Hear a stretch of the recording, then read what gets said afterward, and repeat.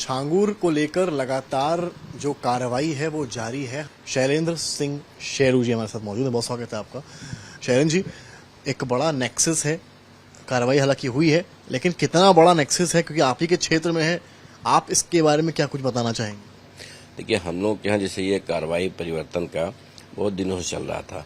इसको पहले हिंदू वाहिनी वाले लोग भी उठाते थे, हम लोग भी उठाते थे जनरली, लेकिन उसमें शासन प्रशासन के कान पे जूं नहीं रेंगता था। जो पिछले समय में हुआ कि छांगुर का प्रकरण आया, वो भी प्रशासन ने नहीं उजागर किया उसमें, जबकि 1 साल से जिलाधिकारी वहाँ पे हैं, एडीएम 3 साल से हैं और सारे अधिकारियों का नाम उसमें आ रहा है, एसडीएम का आ रहा है या एसपी का, इनका सबका। तो इन सब चीज़ों को आपको खुद जानकारी हो जाएगी कि भाई ऐसे लोगों की जानकारी में एलआईओ है हमारे पास, आईबी हमारे पास, उनका ऐसे पहले एसपी थे, उनकी पत्नी भी वहाँ पे आईबी में रही या उनका, तो इन सब चीज़ों को आपको सामने ही दिखाई पड़ रहा होगा कि भाई शासन प्रशासन कितना चुस्त दुरुस्त है वहाँ पे और काम कर रहा है। हमारा जो नेपाल बॉर्डर है, हमारी पूरी विधानसभा लगभग नेपाल बॉर्डर पे है और वहाँ पे नेपाल से लोग आते हैं, उनमें आते हैं कोई मौलाना आते हैं, कुछ क्रिश्चियन बनाने वाले आते हैं और वहाँ पे गांव में इकट्ठा लोगों को करते हैं। इकट्ठा करने के बाद जो छोटे लोग हैं उनको पैसे का लालच दे करके कम पैसे में 10,000, 20,000, 50,000 में उनका काम हो जाता है। जो बड़े लोग हैं उनको ज़्यादा ऑफर करना पड़ता है। इस वजह से वहाँ पे अब लाते हैं, पता नहीं कौन सी, अभी रोज 3-4 बार की घटना है कि वहाँ बॉर्डर पे हड्डी ला के आते हैं, गाय की हड्डी है, किसकी है, बड़ी सी, उस पर रख के उसके ऊपर पानी डालते हैं। पानी डालने के बाद उसमें जो पानी नीचे इकट्ठा होता है उसको जाड़ फूंक करके पिलाते हैं कि आपको बीमारी नहीं होगी, तबीयत नहीं खराब होगी, बच्चे पैदा होंगे और काम दुनिया भर का। हिंदुओं को पिलाया जाता है जी, जैसे थारू जनजाति हमारा है, वो हम लोग उनको मानते हैं कि हम लोगों के परिवार के हैं, महाराणा प्रताप के वंशज वो अपने आप को मानते हैं या उनका सबका, लेकिन जनजाति है उसमें। तो इस वजह से इनका है, जो एससी समाज के लोग हैं उनको परिवर्तित करने का, ओबीसी में है, सवर्णों में भी बहुत सारे लोग हैं जिनको आदमी उनको, लेकिन ज्यादा ऑफर करना। कहने का मतलब है कि छांगुर को लेकर अभी तक जो चीजें सामने आई हैं वो क्या 50% भी नहीं है? भाई छांगुर का जो आप बताएं, छांगुर तो एक अलग चर्चा है, हम लोग तो जानते नहीं थे छांगुर को, उतरौला में थे या उनका क्या है साम्राज्य कितना बड़ा वो है, लेकिन उनका जो नेटवर्क था भाई, उनको फंडिंग कहाँ से हो रही थी। जो हमारे यहाँ लोग हैं 10,000, 20,000, 50,000 दे करके लोगों को चेंज करा रहे हैं, ऐसा काम कर रहे हैं, उनकी नेटवर्क कहाँ से थी। इसमें प्रशासन को देखना चाहिए। प्रशासन लोगों का ध्यान भटकाने के लिए, इससे पहले जिलाधिकारी थे, उन्होंने पत्र भी लिखा था, हम लोगों ने कई बार यहाँ आकर के दिया, हम लोगों को कई बार धमकियां भी मिली कि ऐसा हो जाएगा वैसा, लेकिन हमने इसको कहीं जारी नहीं। किससे धमकियां मिली? बाहर से, नेपाल से फोन आते थे, उनसे आते, लेकिन हम इसको अगर जारी करते थे या कह देते किसी से लिखित में, तो आदमी होता कि हम लोग डर गए। एक बात ये भी तो है ना कि सरकार आपकी है, प्रशासन आपकी ही नहीं सुन रहा है। नहीं, प्रशासन सुनने नहीं ना, कि हम लोगों ने जो शिकायत की, जैसे वहाँ पे गांव में कोई सूचना मिली या गांव के लोग आए, उन्होंने बताया भैया ऐसा ऐसा मामला है, हमने उनको जिलाधिकारी को बताया, एसपी को बताया, उन्होंने कहा हम ठीक है कार्रवाई कर रहे हैं, उसमें देख रहे हैं, हम किसी को भेज रहे हैं, ज्यादा यही आदमी जवाब देता है सीधे। तो हम लोग कहा ना कि ये चीज जो जिला प्रशासन की है और उनका ध्यान भटकाने के लिए कहीं जमीन का मामला आएगा, कहीं छोटे लोगों को किसी को गिरफ्तार करके भेज दिया जाएगा अकारण ही, उसमें कि लोग समझें कि भाई प्रशासन बड़ा चुस्त दुरुस्त है। कहने का मतलब है कि जो है कुल मिलाकर जो प्रशासनिक अधिकारी हैं उनकी संलिप्तता इसमें है। पूरी तरह से संलिप्तता है, क्योंकि अगर ये रहेगा, सरकार की जो मंशा है, देश में लोकप्रिय सरकार हमारी चल रही है, प्रदेश में हमारी लोकप्रिय सरकार चल रही है, लेकिन अगर जनपद में भ्रष्टाचार व्याप्त है और उनका ध्यान भटकाने के लिए कि इन सब चीजों से, क्योंकि पैसा कहाँ से आएगा, ऐसे लोग देंगे जो हजारों करोड़ रुपया बाहर से ला रहे हैं, विदेशी फंडिंग हो रही है, ऐसे लोग, उनका ध्यान भटकाने के लिए आप छोटी छोटी कार्रवाइयां करके ध्यान लोगों का उधर कर देते हैं। अभी देखिए, आप जिला प्रशासन का था कि पहली बार था कि पूरे जिले के, पूरे जनपद के सारे प्रधान, सारे रोजगार सेवक, सारे सेक्रेटरी जिलाधिकारी के खिलाफ धरना दिए, सारे वकील धरना दिए। उसके बाद आया कार्रवाई करने का कि 3-3% कमीशन मांगा जा रहा है। चलो इसमें कौन मांग रहा है कमीशन? जिलाधिकारी की तरफ से जाता है। कि आपने ये बात लखनऊ के संज्ञान में आप नहीं रखी, आप भी तो विधायक हैं वहाँ से। सब रखा गया। अभी आप देखिए, पूरा प्रेस नोट से लेकर के यहाँ तक का भरा पड़ा है, आपको दिखाएंगे। अभी कई ऐसी चीजें हैं जिनको चर्चा करने का। अभी हम जो गाँव की बता रहे हैं बॉर्डर पे हमारे, उनका नाम, अगर उनका नाम दे दें तो आज हो जाएगा। अभी पिछला संडे था, उस दिन भी हुआ है, सैकड़ों लोगों को बैठा करके वो पानी पिलाया जाता है, उनको बताया जाता है कि तुम्हें विरोध नहीं होगा, बीमारी नहीं होगी, कुछ नहीं होगा और तुम लोग संपन्न हो जाओगे, मजबूत हो जाओगे। इन सब चीजों को ध्यान देने के लिए, तो इसी वजह से कि भाई आदमी जब जानकारी है, आप वहाँ के प्रशासन है, पुलिस प्रशासन है, जिला प्रशासन है, इनको सबको जानकारी है, लेकिन आदमी काम क्यों नहीं कर रहे हैं?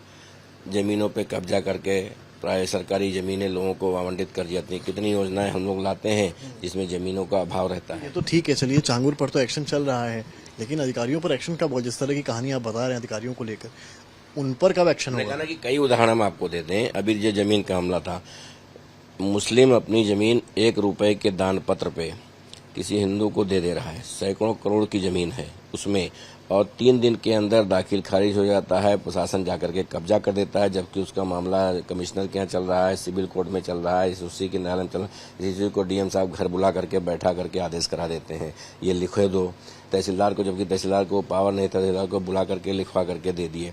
तो इन सब चीज़ों को कि भाई छोटी छोटी चीज़ें ध्यान भटका करके और 4 लोगों को गिरफ्तार करके। आपने कहा कि आपने तमाम पत्र लखनऊ में लिखे, लेकिन लखनऊ में तो सभी है भाई, मुख्यमंत्री कार्यालय भी है, तमाम मंत्री भी हैं, अधिकारी भी सीनियर हैं यहाँ पर। आपने मौखिक तौर पर डायरेक्टली कंप्लेन नहीं की? हाँ, ये हमने बताया ना कि प्रशासन से किया, हमारी चर्चा भी हुई। हमने मुख्य सचिव जी से मिल के बताया था कि ऐसा ऐसा मामला चल रहा है, डीएम साहब ऐसा कर रहे हैं। आपके यहाँ गोयल साहब से भी हमने चर्चा की थी, संजय प्रसाद जी से भी चर्चा की थी, जिसमें बात हुई थी करने का। तो ये चीज़ें अलग हो गई कि भाई ऐसा ऐसा जिलाधिकारी के माध्यम से हो रहा है वहाँ पे। और आप देख ही रहे होंगे कि 1 साल से ऊपर हो गया। एडीएम वहाँ पे 3 साल से ऊपर हैं। गवर्नर वहाँ जा रहे हैं तो उनके प्रधानों से 20-20 हजार मांगा जा रहा है। एक बात ये भी तो है शैरू जी कि ठीक है अधिकारी हैं, इसमें मिलेकर आपकी बात में है बात, तो ऐसे भी हैं जो चेंज होते रहे विद टाइम। 3 साल मान लीजिए कोई अधिकारी, उससे पहले भी था, लेकिन ये जो नेक्सस चल रहा है तो काफ़ी पहले से चल रहा है। अगर हम खाली सरकार की बात कर लें भाई, आप मान लीजिए 17-18 में सरकार बनती है, उसके बाद तो लगाम लगाई जा सकती थी। तो बताना कि उसमें जो चीज थी भाई हम लोग जानकारी दिए। अब ऊपर से पूछा जाएगा किससे? जिलाधिकारी से, कप्तान से। तो उन्होंने कहा कि हमने कार्रवाई की। अब हो गया कि भाई ऊपर को लगा, सरकार को लगा कि भाई कार्रवाई हो गई होगी, बंद हो गया होगा। 2 लोग 4 लोग अलग गिरफ्तार हो गए, जो इससे जुड़े थे वो लोग बच गए, और दूसरे मामले में कार्रवाई हो गई। लगता था कि हाँ सरकार ने कार्रवाई कर दी, डीएम ने भी कई लोगों को जेल भेज दिया, जबकि निर्दोष लोग थे। अगर उसकी आप तुलना करेंगे, चर्चा करेंगे, बात करेंगे कि कोई हमारा काम हो रहा है, भाई जेल भेजने का मतलब क्या था? कोई निर्माण कार्य हुआ तो उसमें इंजीनियर उसको पूरे, भाई प्रधान तो चाहे 5वां पास हो, 8वां पास हो, हाई स्कूल पास हो या अनपढ़ हो, प्रधान बन गया जनता के। तो यही है ना कि वो इमारत खड़ी कैसे हुई? गिराना तो प्रोसीजर बात का है, वहां पर वो इलीगल इमारत बनी कैसे, वहां पर बिजली सप्लाई हुई कैसे? जी, अभी देखिए इससे पहले एक प्रकरण था। इससे पहले आरिफ अनवर हाशमी वहाँ के विधायक थे उतरौला के, जिनकी स्कूल कहीं गिरा दिए गए। वो भी 94-95 की घटना थी, तब किसकी सरकार थी? उस समय उन लोगों ने जमीन एक लिखवा ली खलिहान की जमीन पे, तुलसीपुर वहाँ गैसड़ी में और पचपड़वा में भी, जो वर्तमान में मंत्री थे सपा सरकार में, और ये लोग उतरौला में थे। दोनों ने जमीनें लिखवाई। लिखवाने के बाद उसमें कई ऐसी चीज़ें जो चाहे स्कूल बने हों, मदरसे बने हों या कुछ बने, उनको चलाने का काम कर रहे थे।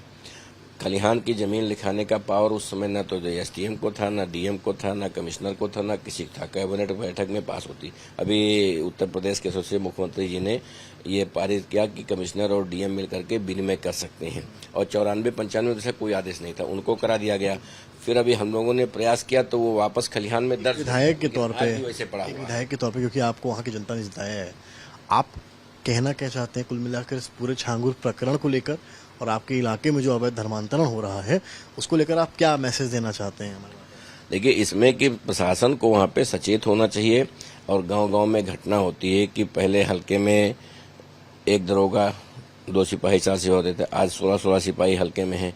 तो गांव में क्या हो रहा है इसकी अगर हम सूचना देते हैं, गांव वाले सूचना देते हैं, मेरे माध्यम से सूचना जाती है, तो कम से कम उस पर कार्रवाई हो।